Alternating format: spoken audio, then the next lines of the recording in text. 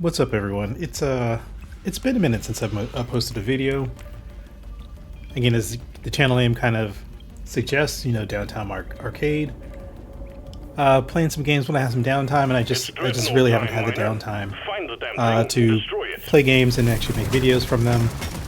But in the meantime, I actually have been playing a lot of this game right here, which is Deep Rock Galactic Survivors. And Survivor games in general I've been playing a ton of, just because they're quick, they're easy, you just pick up and play a couple rounds, and you can put it down, you feel like you've accomplished something, and move on with your day. You don't have to worry about any huge stories or anything like that. You just play a couple rounds, upgrade your characters, and keep it moving. This game is in early access, and this is actually a demo of an early access game. So all of my thoughts about this game are going to kind of be put into that context of the things that I like, things that I didn't like with this particular game, some of the mechanics that they've introduced here, and just in general playing the game. So in this case, I've actually completed the 3 levels. So this has effectively one environment, but it's 3 different challenges. There's one character, which is the so this is the scout. Specifically, this is the recon subclass of the scout character, and it comes with this Zukov Nuke 17 or Nuke 7. I can't remember what it's called, but it shoots in 4 directions. It does kinetic damage along those 4 directions. Much better. Never felt better. You have a buff to when you dodge, you get an enhanced movement speed. Whereas the default value for the scout class, you just have enhanced health and slightly faster, base movement speed. In this game, you're going through and you're basically burrowing through or digging through the walls, which I think is great for this, because it's not just a flat open environment. You actually have to go through and mine minerals to look for the different resources you need to upgrade your characters. You'll get missions to go through. In this case, I've got Morkite, so I've got to collect 20 Morkite, as well as kind of going through and mining the minerals that I also need to upgrade my character. In this case, you've got red sugar, which is what will restore your health. You've got nitra, which you can use to upgrade your weapons during your playthrough, and you've got gold, which you can also use to upgrade your weapons during the playthrough. It also serves as the base currency for when you want to re-roll the hand that it gives you. So here you've got re-roll all 15 gold. So you use gold for that. So it is a little bit odd that you've got 2 different currencies that you're using while you're playing the game to go through and enhance your character. So the gold is used again while you're actually actively playing, and when you level up, you get a choice of different skills or weapons. Well done. And you can get those for free, but then you can re-roll using gold. And then you've got the nitra, which you use in between rounds to additionally get different skills, usually a little bit higher level skills. But in general, in this case, you're trying to avoid the bugs. You've got different sets of missions, and I think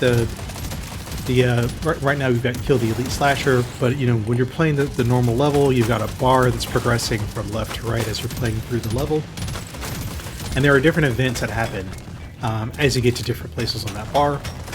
So you'll see, there will be a supply drop will happen. There will be a swarm that will spawn that will increase the number of enemies that are coming at you, and it is like a flood of enemies. And then you'll eventually get to the point where you've got to kill the boss for the end of the level, which is an elite level mob. Sometimes it'll be a flying mob, sometimes it'll be a ground mob. Like in this case, it's a ground mob that's just coming at us here. But in general, this is kind of what you're doing for each individual round. So there's 5 levels. On the 5th level, you're fighting the Dreadnought, and the Dreadnought always a destroy 3 cocoons. That will spawn the Dreadnought, and then you have to basically do this while dodging the minor mobs here, the elite mobs, and then you have the Dreadnought. And the Dreadnought does a ton of damage if it catches you, so you're trying to dodge him as well as going through the level. So what I've done here is essentially, I'm at the point where I'm killing the elite slasher, and I'm just running around trying to, give myself some room here. as I'm going through and kind of thinning out the herd here. What you see, I've already gone through, and when I had full health, I went ahead and pre-mined some of the red sugar nodes so I can just go through and basically be able to grab those. Now that I've made some room, I can kind of like kite the elite here as I'm doing some damage to it. Being that I'm only level 10, my damage is a little bit low, so you know I've got to kite them for a little bit in order to do some damage. And what I'm doing now is just basically trying to keep the number of mobs coming at me thinned down so they don't overwhelm me. And in this case, what I'm doing here is I'm digging a pit to kind of channel them into it so I can kind of direct everyone through the pit. Basically a kill box. As I'm trying to get all of them to kind of go through and be hit by my projectiles as I run through and playing.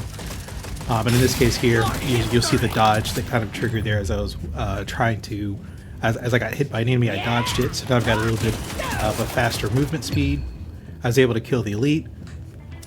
So after you kill the elite, you've got 30 seconds to get to the ship, which takes you to the next level, and this thing will leave you if you don't make it in time.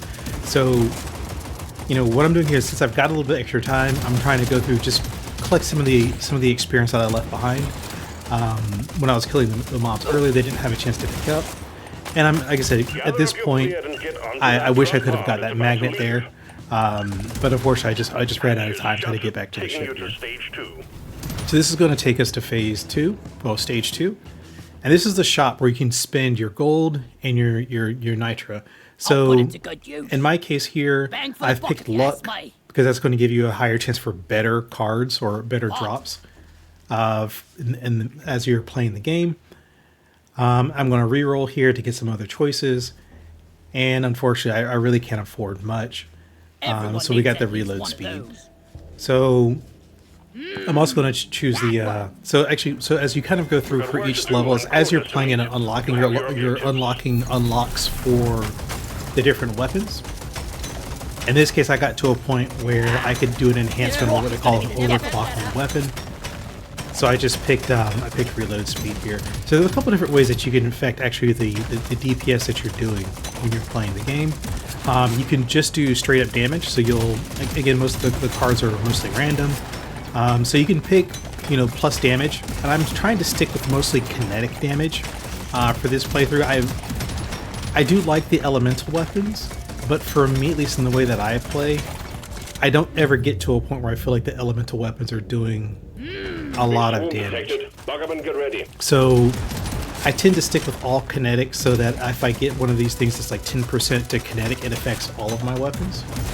And we'll get to that earlier with these overclocks, because the overclocks themselves are random as well, but you can't reroll them.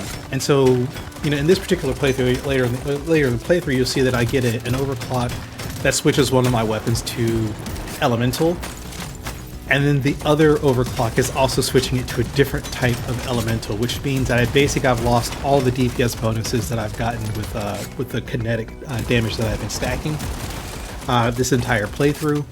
And unfortunately, it happens late enough in the playthrough where I don't really have a chance to react to it and build up that damage again. So that is one of the things that I don't like about the game so far, and I hope they do something where, you know, just like everything else, they let you re-roll it. And so if we get to the supply pod here, they don't let you re-roll this as well. So sometimes you'll get a supply drop that you fight to get to, and it's just not really anything that you're interested in for your particular playstyle. In this case, you know, I did find something that was agreeable, so I took it, you know, pretty quickly, no problem. But in my case here, all I'm doing now, again, I'm just going here, I'm just making space. I try to complete the missions as quickly as possible so I'm not struggling to complete them later on. And again, I've got so much health right here, I'm just going to go ahead and tank these hits while I go ahead and just mine some of the resources here. So again, I made some good progress on the Morkite, getting 15 out of 20. I'm going to reroll here to get a kinetic weapon, which is I like the high caliber. I'm going to call it a rifle. It's not really a sniper rifle, but as you can see, and here's the magnet here, and the magnet, when you collect it, it just absorbs all of the experience that was dropped prior to you collecting it, and just, you know, sucks it all towards you. But in this case here, I took the rifle here, and what I do like it is that it shoots in a straight line, but it goes through, does like piercing through the enemies in a row. What I'm doing here is I'm just trying to essentially, because I'm doing some decent damage, Again, I've got a ton of health here, so I can tank a few hits. So all I'm doing here is just, again, thinning the herd out a little bit. But what I've taken to doing is that basically I will go through and I will mine through it. If it's like a big enough collection of rocks, I'll dig out like a little pocket to kind of make sure the enemies are following me and kind of funneled inside that pocket. And I'll spend a few minutes there just going through and thinning out the herd a little bit. So what I'm going to do here is I'm going to peek back out and just basically get everyone to come to this one corner. And again, that keeps them all coming in basically a straight line towards me. I've been waiting to Yeah, but what I was saying about the damage is that you can do basically, you know, percent damage, which is good. But if you look at the weapons when they fire through their clip, and then there's a reload time before the weapons are ready to fire again.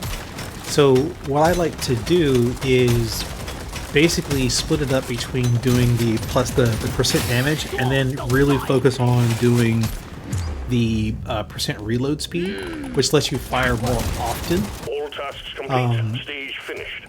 So I'll split that up so it's not only important to have like a lot of damage, but if you're not doing enough damage quickly enough, you'll find that you can get overrun pretty quickly, and that reload speed really does come in handy. And again, I'm just, at the end of this level here, I'm just kind of going through and just making sure that I can get as much experience as I can. I'm going to do mining speed here, just because I need to be able to make it through the way that I played. I need to be able to make it through the rocks as quickly as possible. Here we're at our shop again. We're going to try to do some damage here, and then we will again look at doing reload speed for the two weapons that we have here. And again, I'm going to do the 25% fire rate, 25% reload speed. I'm retiring. Just kidding, it will. I like the attitude that the doors have. Much better. Load up and get going, miner. We have quotas to fulfill. All right, so this one, level 3, we've got to collect some flowers, and you know, it's a nice change of pace where you're just having to collect. So there's these blooms that you have to collect. There are a few mushrooms, different types of mushrooms that you have to collect, and that's a nice change of pace to not have to always be mining something for the mission. For me at least, like the collection quest here, like this one is only 6, and this one's not too hard, but it's like the one where you have to collect the mushrooms. It's like 12 mushrooms or 16 mushrooms or something like that. Sometimes it's just like, okay, I've searched all over the level and I can't find like the last 1 or 2 that I need to collect. I'm kind of panicking at the end of the level. So at least the ones where it's mining, it seems like you can complete those faster. You just, you know, the nodes that they come in,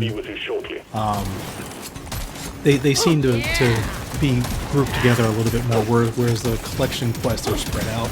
And again, right here I've got so much health, I'm just taking those, tanking those hits there. So we're going to do 5% for all of the weapons, again, because we've got all kinetic. And what I do like about the swarms, you'll see those ones that are orange. If you get close to those, they'll explode. And one of the most satisfying parts of this is that if there's a group of them, you can basically get them all to kind of explode all at the same time. Which is wonderful because that destroys rocks, that destroys, it damages the other enemies, and that's one of those things where if you can time it right, you can actually get them to blow up something that you would have normally mined through. So you get them to blow up, that creates some space for you, and you kind of just walk in there and grab all the debris that's left behind. So that's actually something that's really nice, and it's really enjoyable once you see it happen. I believe there'll be one of those in this playthrough where we kind of just see like 6 or 7 of those things just kind of all blow up all at once. But yeah, so just again kind of going through here, and what tends to happen. And right here, you know, there's a pause here because my family found a snake outside, so I had to go take a look at that. Ended up being a gopher snake, so nothing to worry about. Gopher snake is outside doing whatever gopher snakes do, and I'm back to not playing the game. But yeah, so the supply drops for me, they have a huge habit of like dropping like in the middle of a swarm or something like that. So in this case here, what I'm doing is essentially just kind of just creating some room for myself. I wouldn't having to go like run through those enemies, but I want to be able to take as little damage as possible. So in this case, And I was able to kind of, again, kite most of them away from the supply drop and then go back through the rocks, which again, that is awesome. Just digging your way through the rocks to kind of get where you want to go. Well done. You We got them completed all. our quest here. Got a good chunk of experience. And so that's what I'm talking about, where a ton of those things just blow up all at once. So we're going to use that to our advantage whenever we can. You just have to be careful not to get too close to it. So we're going to do the deep core, again, those kinetic weapons. We have 4 kinetic weapons here, which is great because, again, we're stacking kinetic damage. And the problem here, again, is that you can't reroll, so sometimes those overclocks will change your damage type, and there's no way to kind of say refuse it. Like, at least if they don't let you re-roll it, like maybe just refuse it, so that you don't have to kind of ruin what you've got going on there. So again, if you notice, as I'm collecting the red sugar, my life is actually going up. That's actually one of the supply pod upgrades that I got, which is essentially every time I collect red sugar, it increases my health by 2. Which, if you take that, that allows you to, again, to go through and tank some damage you wouldn't normally be able to tank if you weren't increasing your life. And that also lets me basically skip most of the upgrades. You'll get one that's like, okay, plus 20% life, plus 10% or 35% life, things like that. I can skip almost all of those because if I get damaged, I just collect red sugar and I increase my life. And I end up doing that on purpose a few times, where I'll purposely take a few hits just so I can collect the red sugar and increase my life, especially around the end of the levels, to kind of boost me for the next go through. And then I know that when I spawn in on the next level, there's usually red sugar pretty close to where the ship lands, so I don't really have to worry about it. So again here, this is a very good magnet drop at the end of the level here. So basically, I don't leave anything behind, and that plus 50% damage is awesome for the shotgun there. And basically here, because we know that we're pretty close to the shuttle to leave, we can take some time here to just basically farm a little bit more experience and set us up in a good spot for the next round.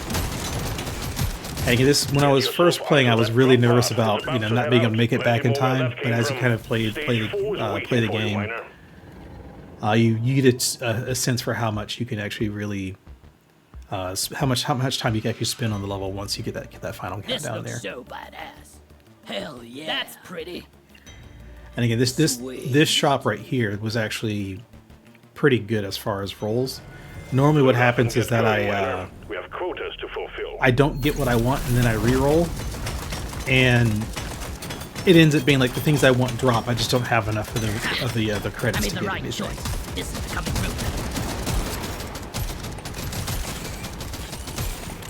So in this case here, again, we're just going through and farming some materials here, so we can do some of our upgrades. We're going to do our nitra as well. And we got some pretty good placements on these moves we have to collect. Red sugar. Yeah, so you see my health went up there when I clicked the red sugar, so I clicked both of those. And I didn't want to get that magnet there; I wanted to wait. But my pickup radius is a bit far, and this is one of the best abilities for the rifle there, that knockback. So not only does it go through in a straight line, it also knocks all the enemies back. And whenever I can, I pick that knockback, because pretty much anything except for the heavy elites will just get pushed back as they're coming toward you. So what I've got here is I've got like a quarter which forces them to come into a straight line directly at me.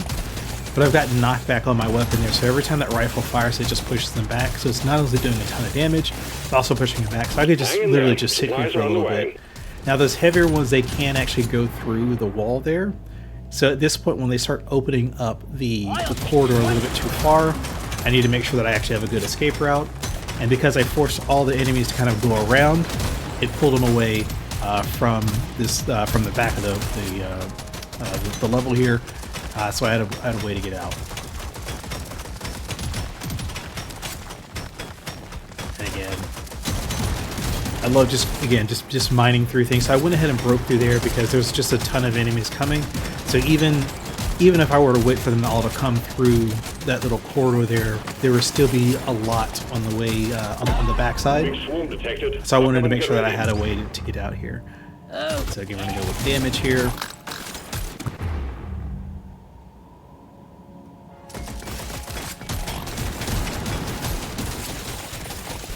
And so some of the other power-ups that you'll get like, you know, one that'll do, you know, crit chance depending on how much nitro you have, or they'll do damage depending on how much gold that you have. And I believe the one that I picked up here was I do more critical damage with nitro, but it actually slows my movement speed down depending on how much nitro I have. So that's why I've been making sure that I spend all of my nitro as much as possible, so I can actually be a little bit quicker.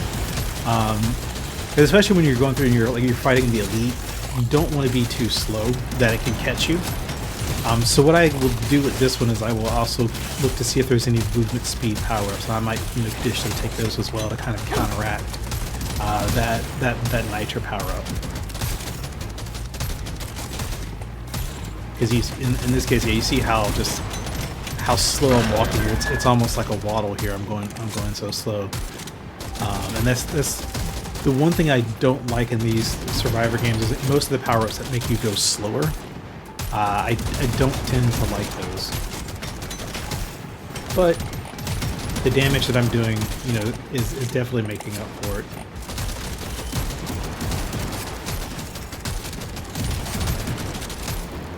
So again, here we're doing so much damage, we have so much health here. We can kind of just take our time. And again, we're gonna tank a few hits here while we mine a few things, and we're gonna play around. We have a ton of these ones that explode here, so we're gonna play around with these and make them explode as a big. And that happened on screen, but you can kind of see the aftermath of it. And they actually took out the final boss for me. Not the final boss, but the elite for me. It will leave without you. This was nice.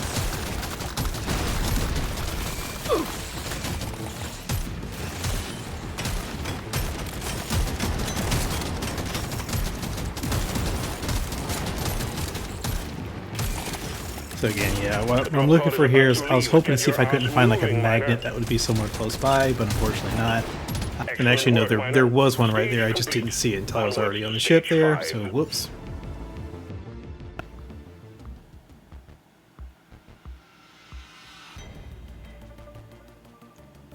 Much better. Yeah, see, in this case here, this is that overclock again. One is plasma, one is cryo. I don't really want either of these, but there's no way to refuse it. Rocket stove. This is gonna rock. Now that's money well spent. Now that's money well spent. Yeah, so we're gonna re-roll here to see if we can't spin some of that nitro again and pick up some of our speed again. I have worked hard to get it. Bang for the buck if you ask me. And again, we got another overclock like this one. that changes our damage type from kinetic. Will emerge when you destroy So the small we cocoons. end up going Watch into the out for last elites. level here Keep your cool. with two You will make it out overclocks that just negatively fine. impact the DPS that we're able to do with those weapons, again, because we've been stacking kinetic damage this entire time. So again, hopefully they give you a way to refuse an overclock or to re-roll the overclock in the full game. So in our case, we found a cocoon. So in this case, this is the Dreadnought level. So this one, it's like once you destroy those 3 cocoons, and each cocoon spawns an elite enemy. So once you open those 3, the Dreadnought will spawn, and you'll have to fight basically all of these enemies, the Dreadnought, and then whatever elites are left alive. And for me, it depends on how I feel about this particular playthrough. Sometimes I'll go through and I'll try to kill the elites, you know, so I don't have 3 up at the same time. So in this case, I will do a large amount of damage to this elite here.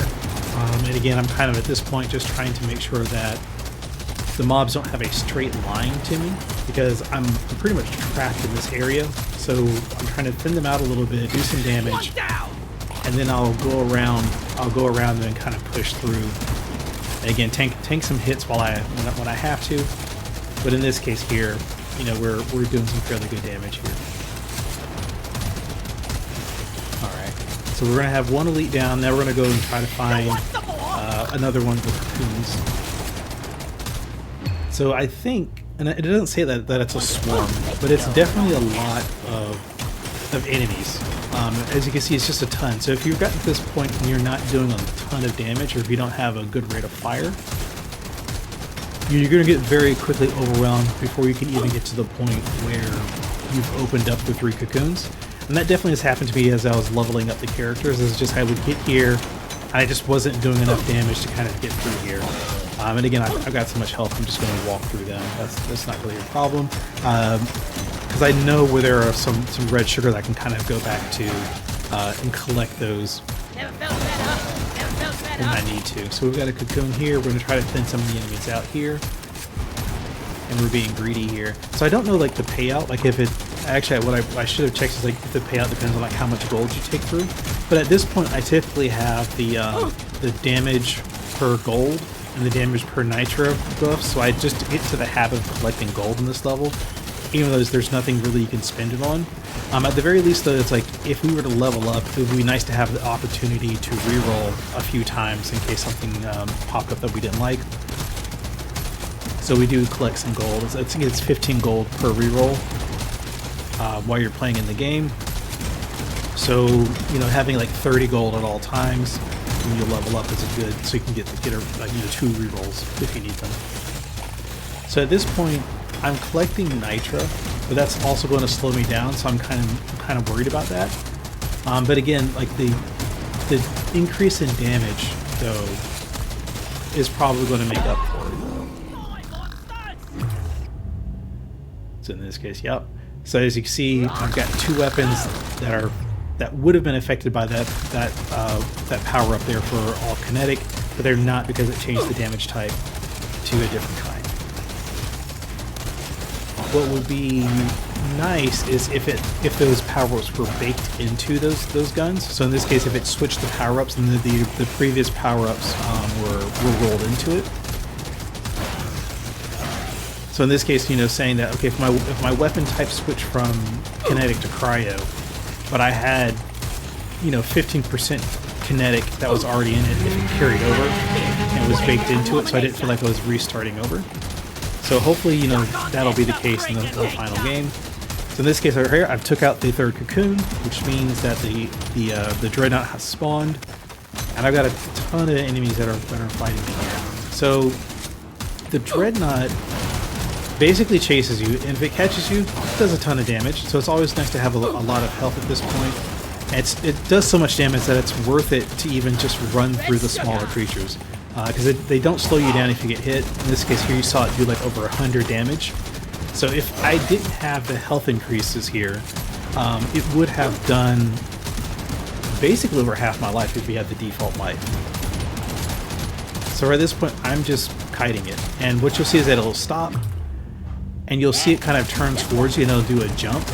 And if that jump hits you, it does a ton of damage, and then it's close to you, so it not only does the jump do a ton of damage, it gets it really close to you, and then it will also hit you as it's walking behind you. So in this case, all I'm trying to do now is just, when I see that it stops, I try to point it to a direction that I don't want to go, or into a direction that will give me the best way to get around it. So in this case, I'm playing it very, very close here, but I'm doing a ton of damage, so I'm not really worried right now. So it's going to jump. I'm going to kind of point it to where I want it to go, and then go the opposite direction. And there we go. So we drop the dreadnought. So now we just have to make it out of here. And I've definitely had times where I nearly was killed just trying to run to the ship after getting rid of the dreadnought. So that's one thing that was very scary. is basically running out of life right at the end of the 5th level and possibly not getting credit for completing the level. So yeah, no, this is Deep Rock Galactic Survivors. It's their take on the Survivor genre. All in all, it's a very good take on it. They have a lot of good ideas. Thanks for watching. Bye, everyone.